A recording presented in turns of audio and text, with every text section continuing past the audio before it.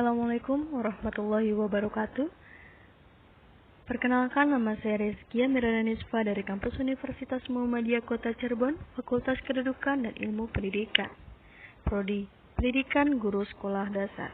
NIM saya 200641060. Baik, kali ini saya akan membahas mata kuliah Bahasa Indonesia dengan subtema Pedoman Umum Ejaan Bahasa Indonesia, yang biasa kita kenal sebagai PUEBI.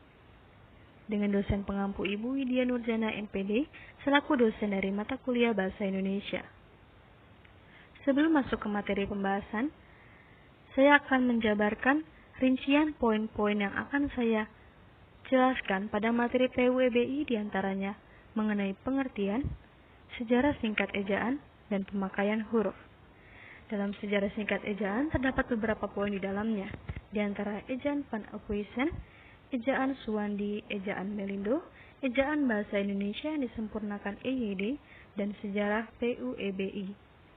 Dan pada pemakaian huruf terdapat beberapa poin di dalamnya, di antaranya huruf abjad, huruf vokal, huruf konsonan, huruf diftong, gabungan huruf konsonan, dan huruf kapital. Baik, langsung lanjut saja ke materi pembahasan. Pengertian ejaan. Ejaan adalah tata bahasa dalam bahasa Indonesia yang mengatur penggunaan bahasa Indonesia dalam tulisan, mulai dari pemakaian, penulisan huruf kapital, huruf miring, serta unsur penerapan. Ejaan diartikan sebagai tata bahasa yang disempurnakan. Dalam penulisan karya ilmiah, perlu adanya aturan tata bahasa yang menyempurnakan karya sebuah tulis. Karena dalam sebuah karya tulis memerlukan tingkat kesempurnaan yang detail. Pengertian kata ejaan berbeda dengan kata mengeja. Mengeja adalah kegiatan melafalkan huruf suatu kata atau kata.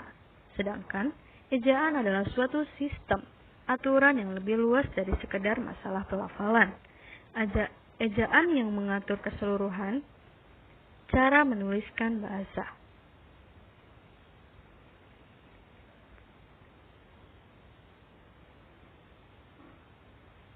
Sejarah singkat ejaan. Dimulai dari ejaan Van Ophuijsen yang ditetapkan pada tahun 1901, ejaan bahasa Melayu dengan huruf Latin yang disebut ejaan Van Ophuijsen dirancang oleh Van Ophuijsen yang dibantu oleh Engku Nawawi Gelar Sultan Makmur dan Muhammad Taib Sultan Ibrahim. Dengan hal-hal yang menonjol dalam ejaan ini, diantaranya pada huruf C untuk menuliskan kata jang, pajah, sajang, dan huruf OE untuk menuliskan kata-kata oemuer, itoe, dan guerue, serta lain sebagainya. Dan yang ketiga, tanda diakritik seperti koma ain dan tanda trema dilafalkan menjadi makmur, ta, dan pa.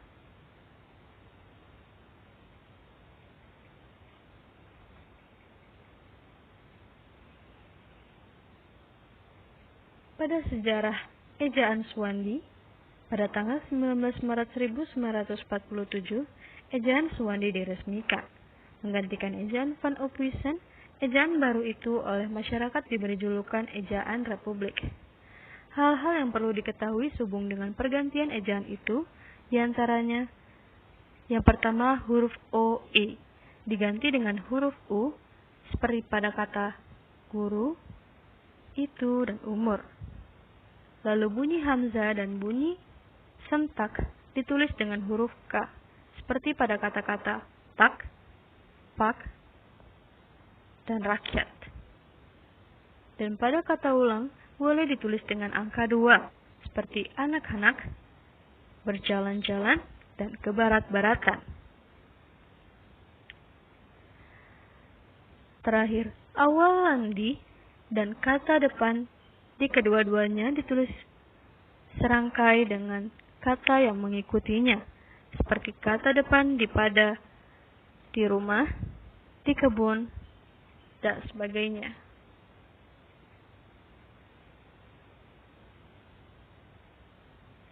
Sejarah ejaan Melindo. Pada akhir tahun 1959, sidang perutusan Indonesia dan Melayu Selamat Mulyana Syekh Nasir bin Ismail selaku ketua menghasilkan konsep ejaan bersama yang kemudian dikenal dengan nama ejaan Melindo, Melayu Indonesia. Perkembangan politik selama tahun-tahun berikutnya mengurungkan peresmian ejaan itu. Sejarah ejaan bahasa Indonesia yang disempurnakan EYD. Pada tanggal 16 Agustus 1972, Presiden Republik Indonesia meresmikan pemakaian ejaan bahasa Indonesia. Peresmian ejaan baru itu berdasarkan putusan Presiden pada nomor 57 tahun 1972. Departemen Pendidikan dan Kebudayaan menyebarkan buku kecil yang berjudul Pedoman Ejaan Bahasa Indonesia yang disempurnakan sebagai patokan pemakaian ejaan itu. Karena penuntun itu perlu dilengkapi, Panitia Pengembangan Bahasa Indonesia Departemen Pendidikan dan Kebudayaan yang dibentuk oleh Menteri Pendidikan dan Kebudayaan dengan surat putusannya pada tanggal 12 Oktober 1972 nomor 156-P-1972 Amron Halim selaku ketua menyusun buku Pedoman Umum Ejaan Bahasa Indonesia yang disempurnakan yang berupa pemaparan kaidah ejaan yang lebih luas. Setelah itu, Menteri Pendidikan dan Kebudayaan dengan surat putusan nomor 0196-1975 memberlakukan Pedoman Umum Ejaan Bahasa Indonesia yang disempurnakan dan Pedoman Umum Pembentukan Istilah. Pada tahun 1987, kedua pedoman tersebut direvisi. Edisi revisi dikuatkan dengan surat putusan Menteri Pendidikan dan Kebudayaan nomor 0543A-U-1987 tanggal 9 September 1987.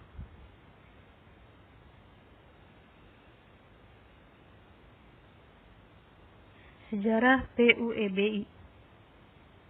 Penyempurnaan terhadap ejaan bahasa Indonesia telah dilakukan oleh Badan Pengembangan dan Pembinaan Bahasa Kementerian Pendidikan dan Kebudayaan. Penyempurnaan tersebut menghasilkan naskah yang pada tahun 2015 telah ditetapkan menjadi Peraturan Kementerian Pendidikan dan Kebudayaan nomor 50 tahun. Mengapa IED direvisi menjadi PUEBI? Karena penuntun itu perlu dilengkapi. Panitia Pengembangan Bahasa Indonesia Departemen Pendidikan dan Kebudayaan yang dibentuk oleh Menteri Pendidikan dan Kebudayaan dengan surat keputusannya pada tanggal 12 Oktober 1972 nomor 156-P-1972 menyusun buku pedoman umum yang berisi pemaparan kaidah ejaan yang lebih luas. 2015 tentang Pedoman Umum Ejaan Bahasa Indonesia pada tahun 1988. Pedoman Umum Ejaan yang disempurnakan PUEYD edisi kedua diterbitkan berdasarkan keputusan Menteri Pendidikan dan Kebudayaan Republik Indonesia nomor 0543A-U-1987 pada tanggal 9 September 1987. Setelah itu, edisi ketiga diterbitkan pada tahun 2009 berdasarkan Peraturan Menteri Pendidikan Nasional nomor 46 pada tahun 2016 berdasarkan keputusan Menteri Pendidikan dan Kebudayaan Dr. Anies Baswedan. Pedoman Umum Ejaan Bahasa Indonesia yang disempurnakan PUEYD diganti nama Pedoman Umum Ejaan Bahasa Indonesia yang penyempurnaan naskahnya disusun oleh Pusat Pengembangan dan Pelindungan, Badan Pengembangan dan Pembinaan Bahasa.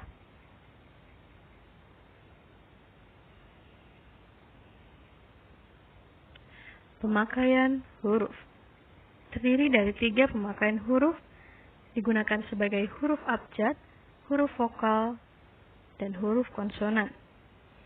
Pada huruf abjad terdiri dari 26 huruf diantaranya A, B, C, D, E, F, G, H, I, J, K, L, M, N, O, P, Q, R, S, T, U, V, W, X, Y, Z.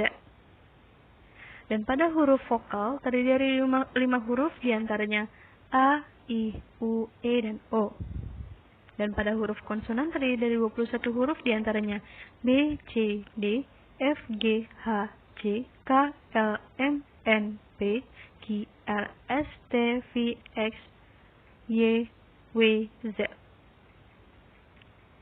Terdapat catatan pada huruf Q dan X khusus digunakan untuk nama diri dan keperluan ilmu. Huruf X pada posisi awal kata diucapkan dengan lafal S. Huruf K di sini melambangkan bunyi hamzah.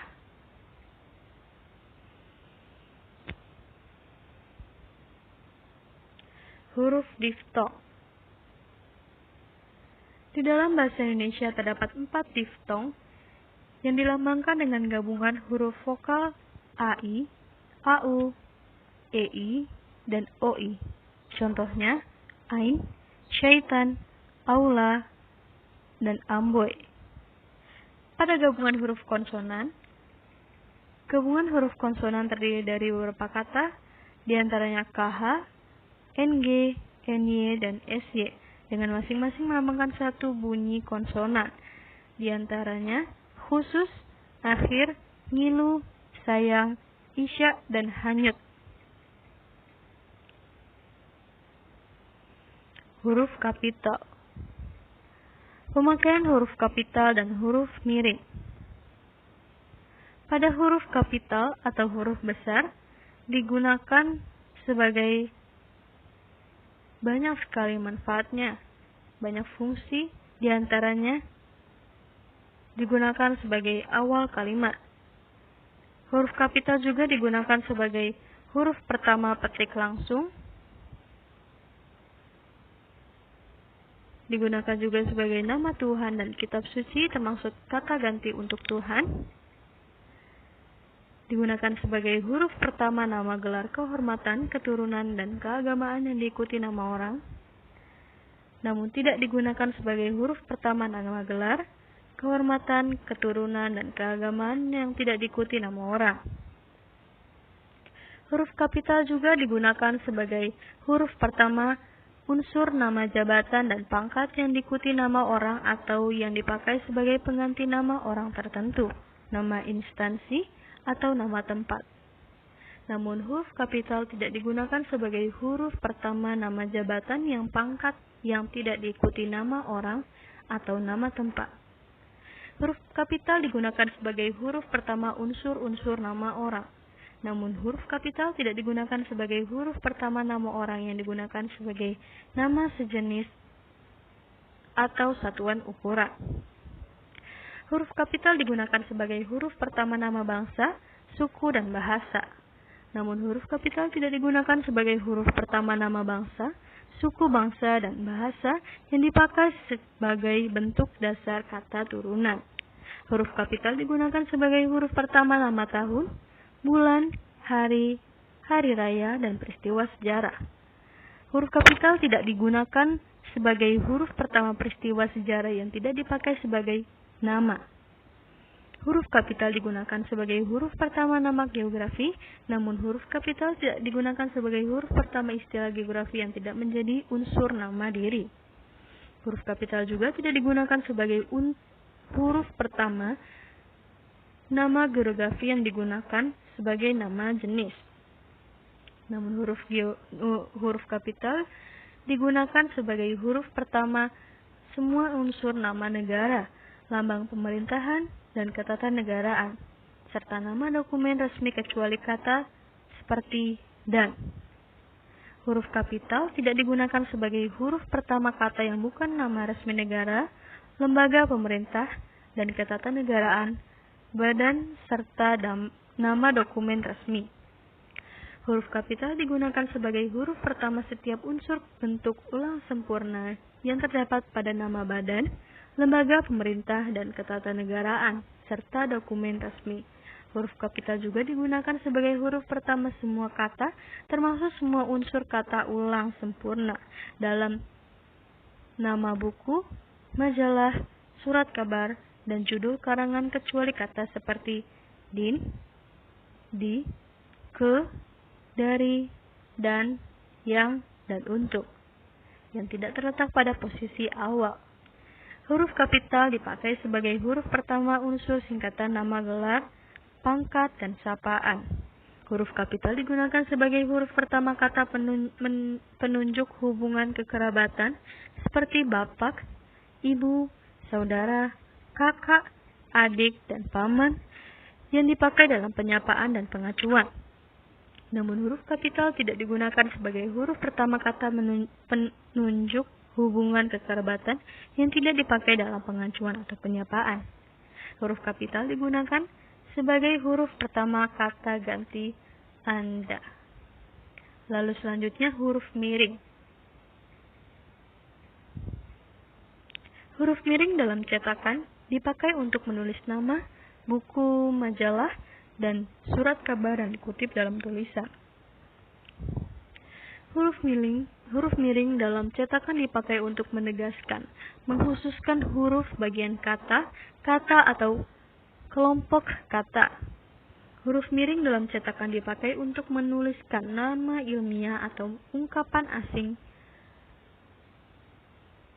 kecuali yang telah disesuaikan ejaannya.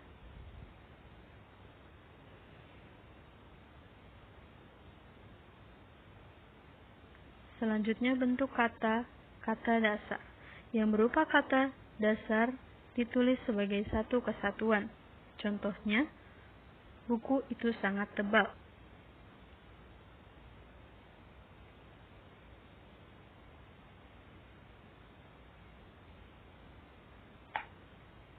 Jika berbentuk dasar berupa gabungan kata, awalan atau akhiran ditulis serangkai dengan kata yang langsung mengikuti atau mendahuluinya. Contohnya, bertepuk tangan, garis bawahi. Pada penulisan bertepuk tangan terdiri dari dua kata, dengan kata dasar tepuk dan tangan. Namun dalam penulisan bertepuk, kata utamanya merupakan tepuk dan kata turunannya berupa bertepuk. Jadi jika terdapat dua kata yang salah satunya memiliki kata turunan, maka dapat ditulis seperti ini. Lalu poin ketiga, jika bentuk dasar yang berupa gabungan kata mendapat awalan dan akhiran sekaligus, contohnya menggaris bawahi dengan kata utama garis bawahi dan mendapatkan imbuhan me, meng, dan i. Jika terdapat dua kata imbuhan di depan dan di belakang pada kata tersebut, maka kata tersebut digabungkan seperti menggaris bawahi. Dan jika salah satu unsur gabungan kata hanya dipakai dalam kombinasi contoh seperti adipati, mahasiswa, antar kota, dan narapidana. Namun contoh lain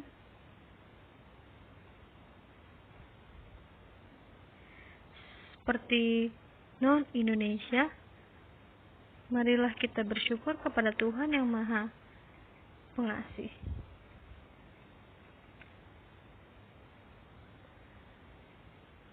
Kata ini jika bentuknya terikat diikuti oleh kata yang huruf awalannya huruf kapital dan di antara kedua unsur itu dituliskan tanda hubung, maka bisa tertulis seperti non-Indonesia. Dan jika kata maha sebagai unsur gabungan diikuti oleh kata esa dan kata yang bukan kata dasar, gabungan itu ditulis terpisah. Seperti marilah kita bersyukur kepada Tuhan. Kata ulang. Bentuk ulang ditulis secara lengkap dengan menggunakan tanda hubung. Misalnya, anak-anak buku-buku, kuda-kuda, dan lain sebagainya. Lalu gabungan kata terdiri menjadi 3 bagian. Yang pertama, gabungan kata yang lazim disebut kata majemuk, termasuk istilah khusus, unsur-unsurnya ditulis terpisah. Misalnya, duta besar, kambing hitam, kereta api cepat luar biasa, orang tua, dan lain sebagainya. Lalu poin kedua, gabungan kata berikut ditulis serangkai. Misalnya, acap kali, ada kalanya, olahraga, dan lain sebagainya. Dan yang terakhir, gabungan kata termasuk istilah khusus yang mungkin menimbulkan kesalahan pengertian dapat ditulis dengan tanda hubung yang menegaskan pertalian di antara unsur yang bersangkutan. Misalnya, mama papa saya, mesin hitung jam, dan lain sebagainya. Kata ganti ku, kaumu, dan nya. Kata ganti ku dan kau ditulis serangkai dengan kata yang mengikutinya. Ku, mu, dan nya ditulis serangkai dengan kata yang mendahuluinya. Misalnya, apa yang kumiliki boleh kau ambil. Lalu, kata depan di, ke, dan dari. Kata depan di, ke, dan dari ditulis terpisah dari kata yang mengikutinya, kecuali dalam gabungan kata yang sudah lazim dianggap sebagai satu kata seperti kepada dan daripada. Misalnya, di mana Siti sekarang? Mereka ada di rumah. Kemana saja ia selama ini?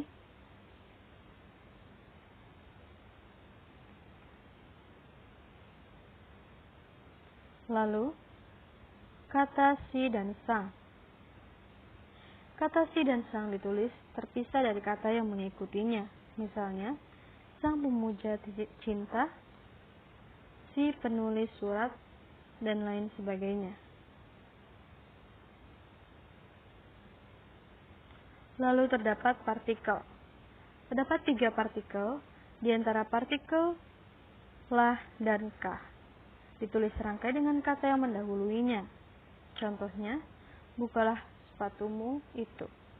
Apakah dia sombong? Lalu partikel pun, contohnya, ingin makan pun tidak bisa. Hendak pulang pun tak ada kendaraan. Lalu partikel per. Pada partikel per ini, yang berarti mulai, demi, dan tiap ditulis terpisah dari bagian kalimat yang mendahului atau mengikutinya. Misalnya, harga baju itu 25.000 per kodi, dan lain sebagainya. Lalu terdapat singkatan dan akroni. Singkatan dan akroni. Singkatan ialah bentuk yang dipendekkan yang terdiri atas satu huruf atau lebih.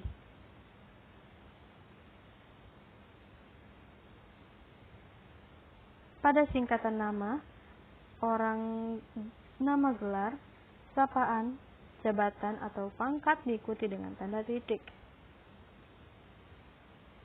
Misalnya, Dede Wirawan, Master Pendidikan Sains, dan Muhammad Yamin, Sarjana Ekonomi. Lalu, singkatan nama resmi lembaga pemerintah dan ketatanegaraan, badan atau organisasi, serta nama dokumen resmi yang terdiri atas huruf awal kata ditulis dengan huruf kapital dan tidak diikuti dengan tanda titik. Misalnya, DPR, Dewan Perwakilan Rakyat, SMA, Sekolah Menengah Atas. Lalu, singkatan umum terdiri atas 3 huruf atau lebih diikuti satu tanda titik. Contoh, dan lain-lain, atas nama, sampai dengan. Lalu, lambang kimia, singkatan satuan ukuran, takaran, timbangan, dan mata yang tidak diikuti tanda titik.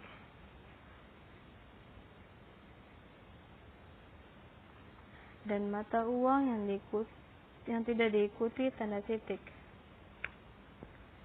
Contohnya seperti CU pada cuprum, lalu kg pada kilogram, dan lain sebagainya. Akronim. Akronim ialah singkatan yang berupa gabungan huruf awal, gabungan suku kata ataupun gabungan huruf dan suku kata dari deret kata yang diperlakukan sebagai kata. Poin pertama, akronim nama diri yang berupa gabungan huruf awal dari deret kata ditulis seluruhnya dengan huruf kapital. Contohnya, ABRI, Angkatan Bersenjata Republik Indonesia, lalu LAN, Lembaga Administrasi Negara. Poin kedua, akronim nama diri yang berupa gabungan suku kata atau gabungan huruf dan suku kata dari deret kata ditulis dengan huruf awal huruf kapital. Contohnya, IWAPI, Ikatan Wanita Pengusaha Indonesia. Contoh lainnya, KOWANI, Kongres Wanita Indonesia. Poin ketiga, akronim yang bukan nama diri yang berupa gabungan huruf, suku kata, ataupun gabungan huruf dan suku kata dari deret kata seluruhnya ditulis dengan huruf kecil. Contohnya, pemilu, pemilihan umum, lalu rapim, rapat pimpinan. Dalam akronim ini memiliki catatan yang harus diperhatikan jika dianggap perlu membentuk akronim. Hendaknya diperhatikan syarat-syarat seperti berikut ini. Yang pertama, jumlah suku kata akronim jangan melebihi jumlah suku kata yang lazim pada kata Indonesia. Yang kedua, akronim dibentuk dengan mengindahkan keserasian kombinasi vokal dan konsonan yang sesuai dengan pola kata Indonesia yang lazim. Selanjutnya, penulisan kata serapan. Dalam perkembangannya, bahasa Indonesia menyerap unsur dari berbagai bahasa lain, baik dari bahasa daerah maupun dari bahasa asing, seperti Sanskerta, Arab, Portugis, Belanda, atau Inggris. Kata serapan adalah kata yang berasal dari bahasa asing atau bahasa daerah. Dilihat dari taraf penyerapannya, ada 3 macam kata serapan. Yang pertama, kata asing yang sudah diserap sepenuhnya ke dalam bahasa Indonesia, misalnya cup, sirsak, ikan, perlu, hadir, dan lain sebagainya. Poin kedua, kata asing yang dipertahankan karena sifat keinternasionalannya, penulisan dan pengucapannya masih mengikuti cara asing. Misalnya, web, Microsoft Word, gigabyte, dan lain sebagainya. Poin ketiga, kata asing yang berfungsi untuk memperkaya peristilahan ditulis sesuai dengan EYD. Misalnya, computer ditulis menjadi komputer. Calculation ditulis sebagai kalkulasi. Dan lain sebagainya. Dalam penulisan kata serapan ini terbagi menjadi 2 bagian. Yang pertama, penyesuaian ejaan kata serapan. Penyesuaian ejaan unsur serapan dilakukan dengan kaidah yang sudah baku, lebih kurang terdapat 53 jenis yang perlu diperhatikan. Hal ini dapat Anda pelajari menurut pedoman tersebut pada halaman 287-294, lampiran pedoman umum, ejaan bahasa Indonesia yang disempurnakan. Poin kedua, penyesuaian akhiran asing. Akhiran dari bahasa asing diserap sebagai bahasa kata yang utuh.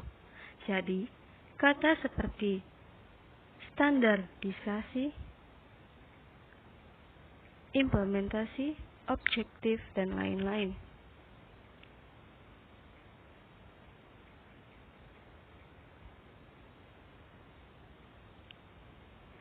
Sekian yang dapat bisa saya sampaikan. Kurang lebihnya saya mohon maaf. Wassalamualaikum warahmatullahi wabarakatuh.